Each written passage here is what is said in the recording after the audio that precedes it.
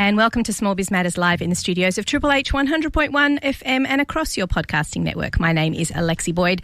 Thank you so much for joining me again for another fantastic week full of fantastic small business education, information and advocacy. And it's advocacy we're going to really be talking about today. I don't know about the rest of you, but I'm feeling this week that things are getting tougher. The mood in the small business community is feeling more in the doldrums. It's getting harder to support our small business colleagues while also thinking of ourselves.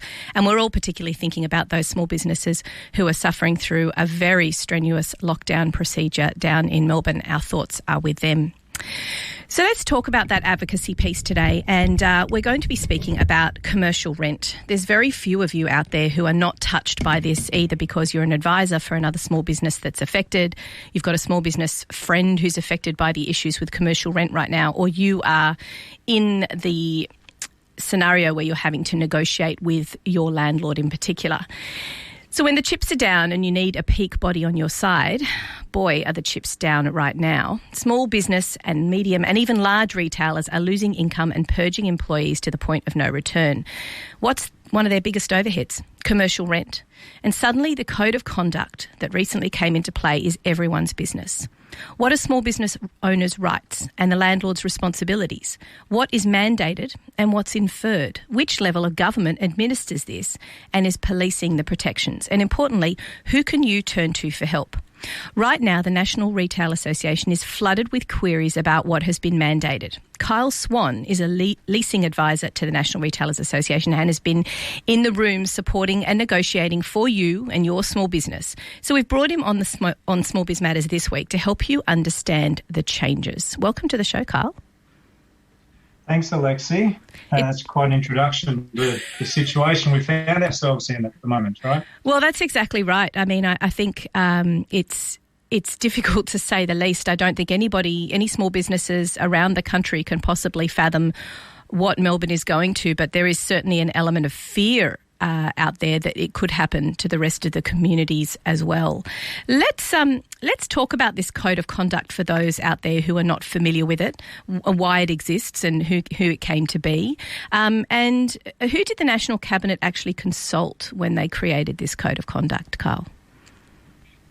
So I guess going back to the start, Alexi, the pandemic was sort of evident globally from February, March, over that period, and it started to impact on businesses in Australia through March, certainly even February. Towards the end of March, it was very clear that some very decisive action had to be taken, and obviously there's a number of bodies who are representatives of or associations for small business sectors, and there's a number of those. I happen to specialise in the retail sector, and the company I work for is one of Australia's largest advisory firms for commercial, industrial and retail tenants and occupiers only.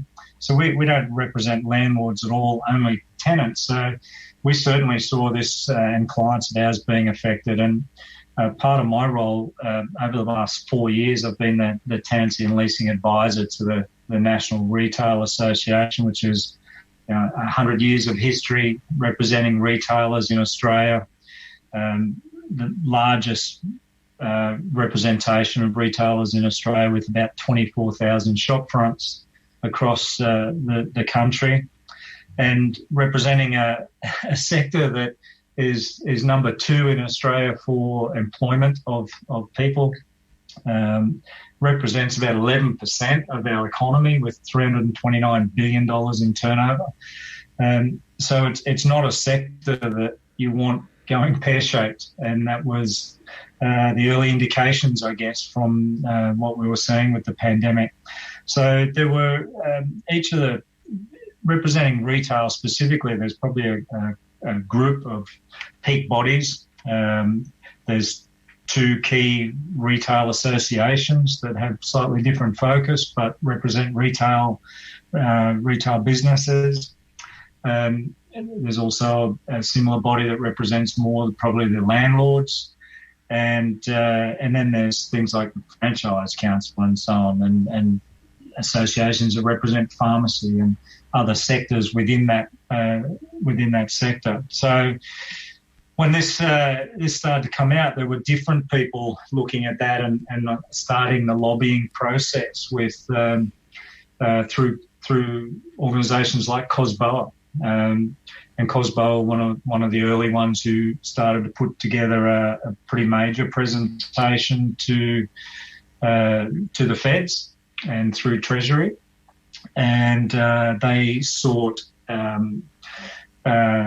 submissions from the peak bodies like the National Retail Association. In my role as the advisor to the NRA, I was subsequently asked to contribute to that, along with a couple of other people similar to me who represent the other things. And as a combined effort, we very early put together some guidelines that were sort of jumped on and rushed through, even in March, to the first bill that was released or assented into legislation in New South Wales as the emergency bill. And I think at the time the hope was that would be picked up by all the other states as a sort of a national bill. Unfortunately, property is a state-wide legislation matter. It's not a national legislation, so every state has to individually legislate, and no other states picked up that emergency bill. And there was the emergency bill covered some protections for retailers very early on. It was recognised that we couldn't allow retailers to be subject to the normal provisions of legislation under the retail legislation, leasing legislation, which could have seen businesses affected by the pandemic very early on, being defaulted, having their leases terminated, being locked out, things like that may be normal recovery type actions from a landlord when rent is in arrears.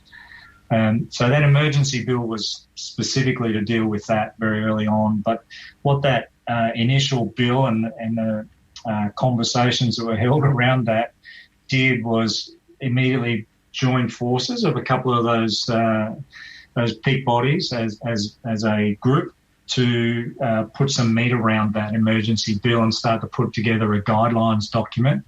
The initial draft became called the Guiding Principles for Commercial Leasing, and it was to deal with all commercial leases and not just the retail sector. And that very quickly then was issued to the Treasury and the newly formed National Cabinet for discussion, and within 7 days or so it had morphed into what was then released in early April as the National Mandatory Code of Conduct for Commercial Leasing.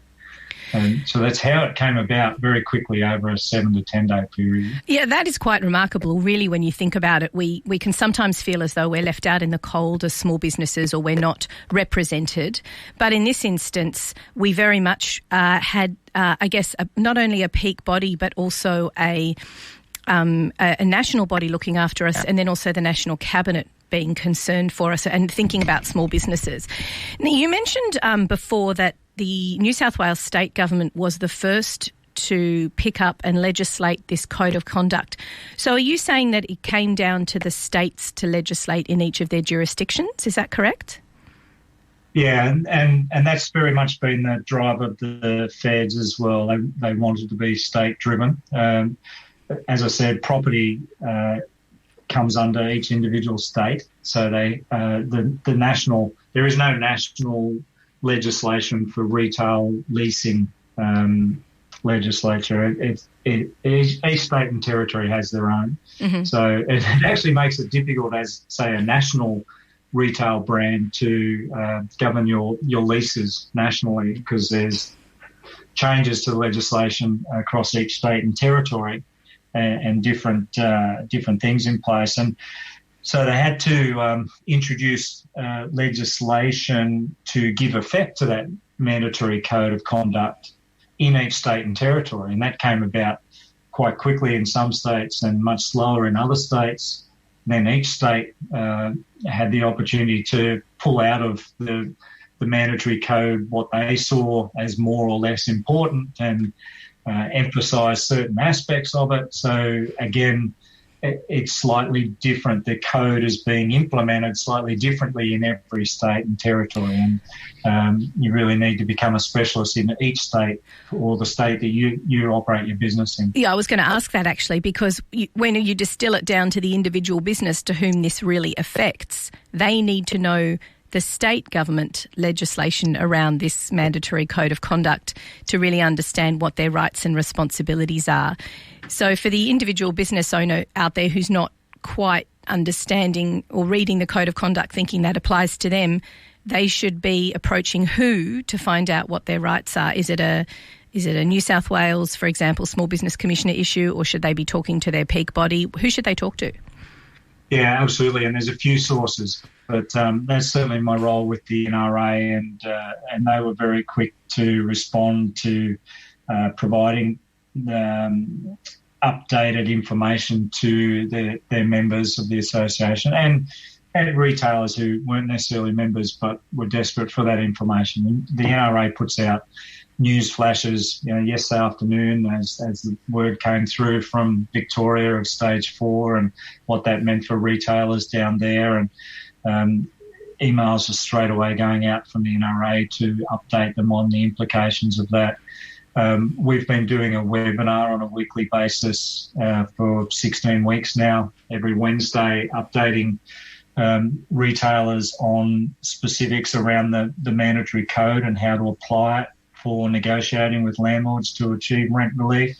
And that's been even that webinar system. If I look back to the first one we did, it was very much and it was the first week of April, really, as the code was coming into effect. It's evolved. It's been a moving target. It's been an evolution of understanding how each state.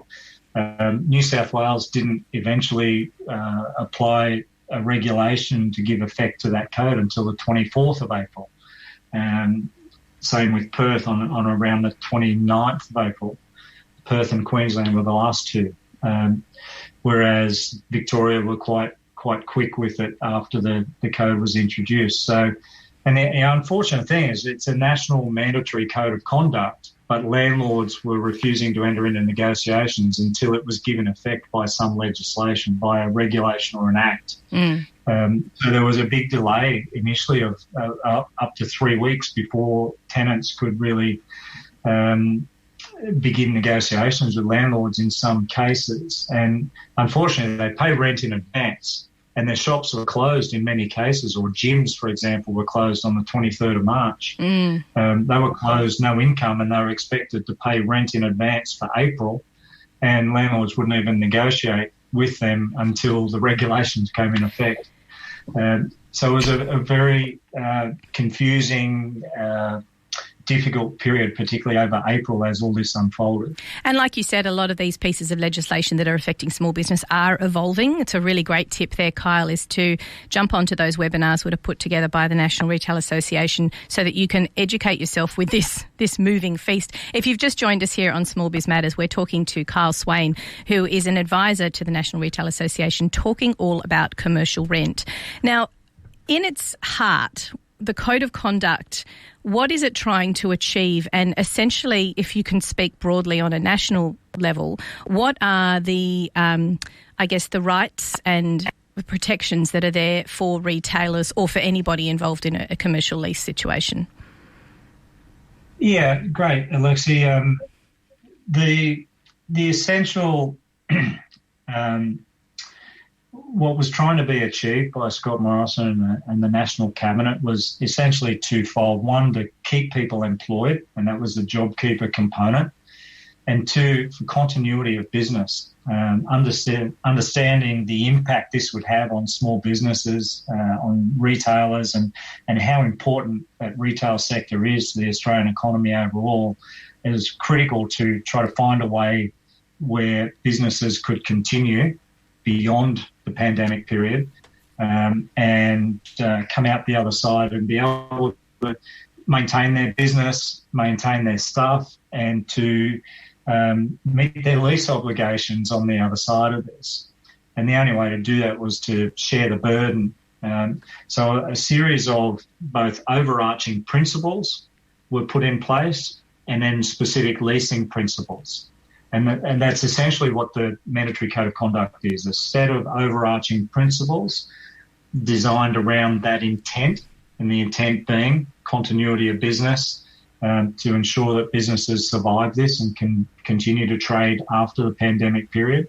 And certainly at the time, the pandemic period was expected to be end of September. Everything would be in recovery by then. And we're seeing that obviously is in question right now. There's uncertainty around that.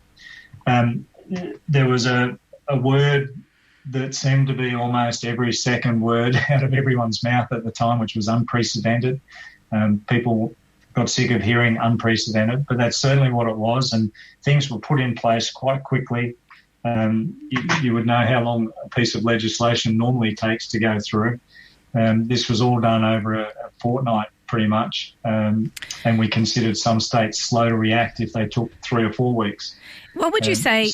I just wanted to ask you about those particular, because you mentioned the overarching and then the particular pieces of legislation are there to sort of protect small businesses. What do you say to the typical small business owner who says, my landlord is refusing to give me any sort of a discount and they're threatening me that they're going to terminate my lease early because I can't pay?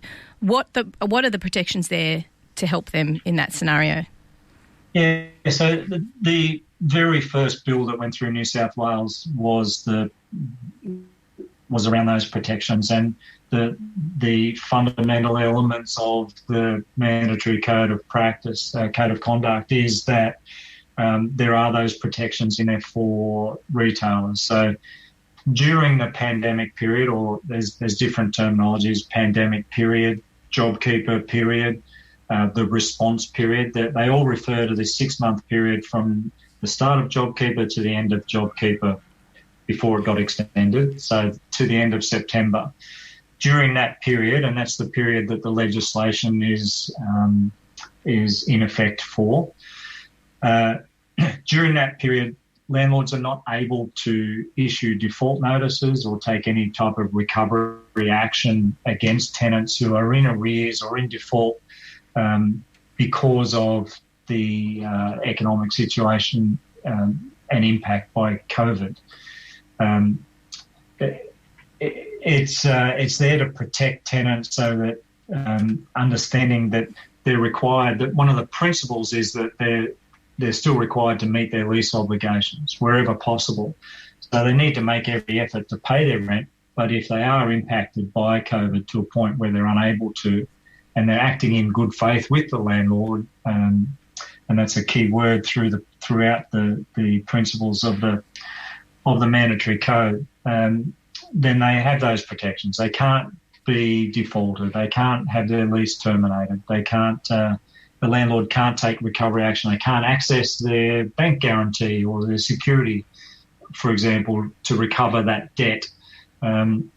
They can't increase rent on a normal annual increase. If in June your rent was due to go up by 3% or 5% or CPI or whatever, that can't take effect until after this response period and can't be backdated. There's all sorts of measures in place like that to help protect the tenant.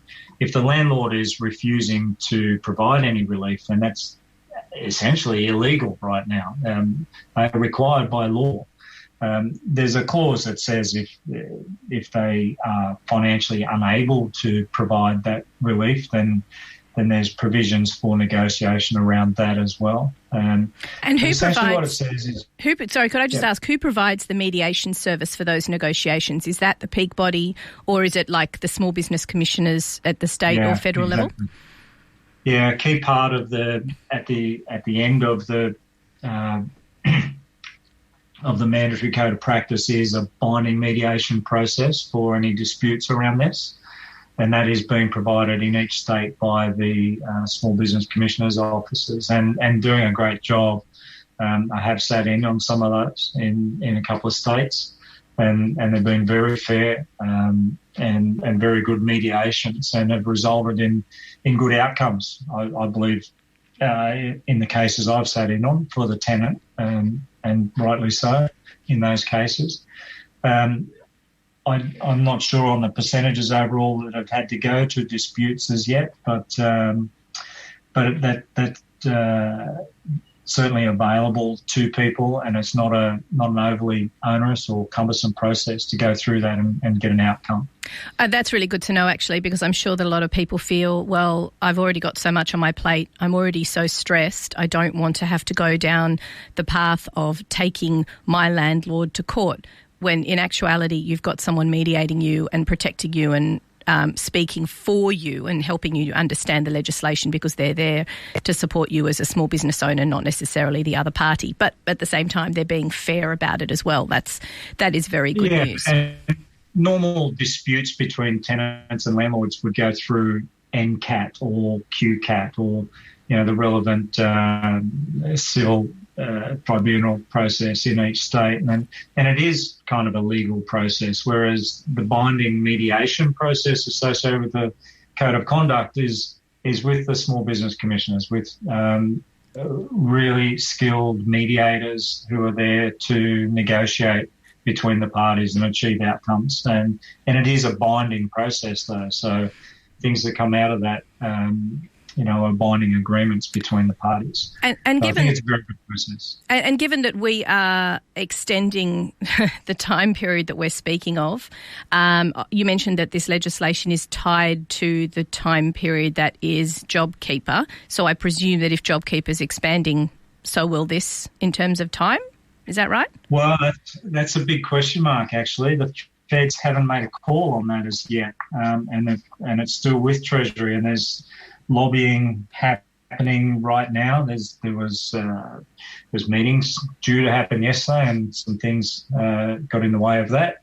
So there are some meetings happening today, specifically around that point. What does happen, and it's the number one question coming through to me at the moment from retailers through the NRA is, what will happen after that? Will our rent relief agreement be extended as long as the JobKeeper program is extended?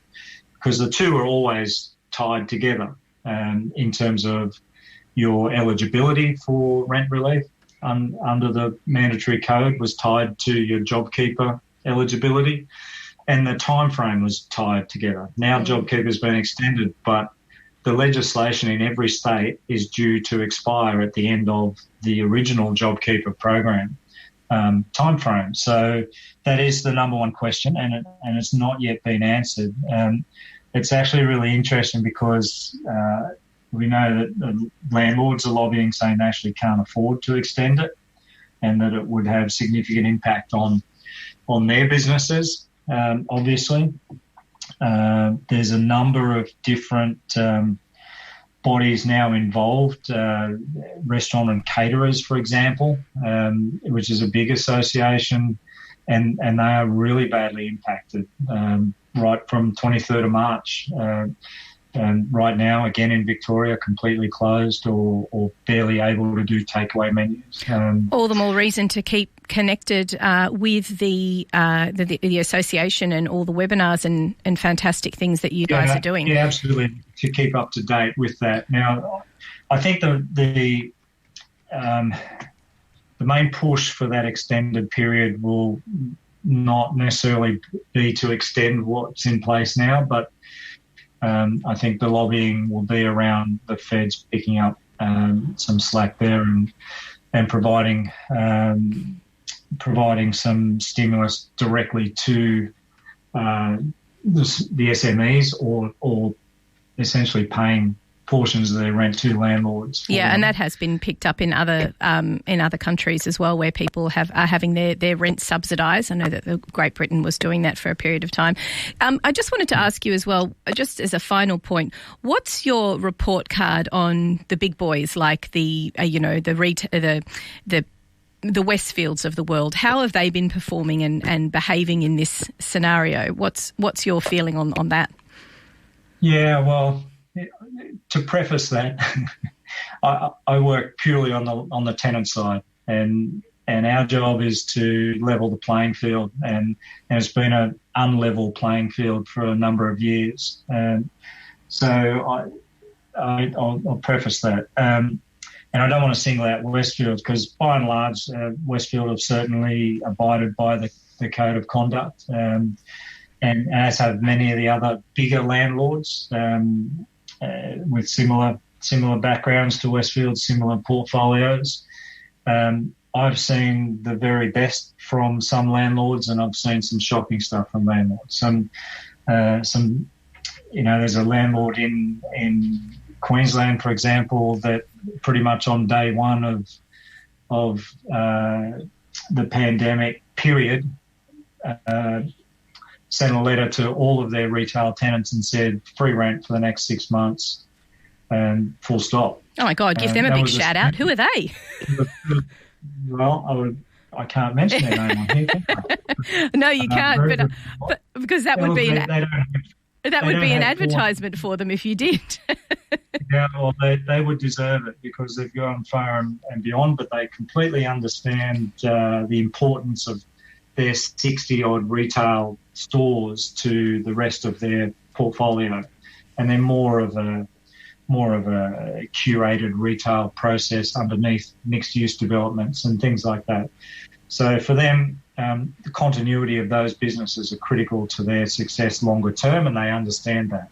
Some retailers don't understand that, and they are all about saving a few dollars this financial year, but it will impact on them in FY21, Absolutely. FY22. They've definitely got their head in their sand when it comes to thinking about this long term. And I think, if anything, the scenario that's unfolding in Melbourne is helping us to very brutally understand that this is a long-term process and it's going to affect everybody long term, and we have to work together. Carl, we've come right up to the top of the half hour. Thank you so much for coming on Small Biz Matters and sharing all of your knowledge. Thank you for advocating for small business owners and for supporting the National Retailers Association in what they do. Now, tell us where people can find out about those all-important weekly webinars and how they can keep up to date with their rights. Well, I think resource-wise, what I can tell people is, in your state, find your small business, the government small business website, which has great information and great examples of FAQs and how to interpret the code for your negotiations. Secondly, go to the NRA, and there's an online form where you can make an inquiry, and if you're a retailer, that will come through to me eventually.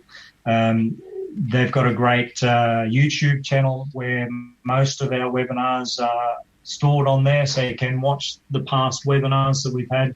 They're only 30 minutes, so 15 minutes of me covering one or two topics, and then 15 minutes of real-time question and answers from retailers who have been able to ask specific questions and for their situation and get some answers. So they're good starting points.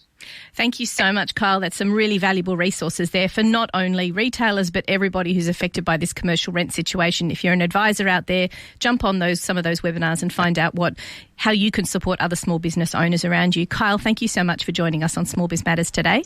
Thanks very much, Alexi. It's good to be here.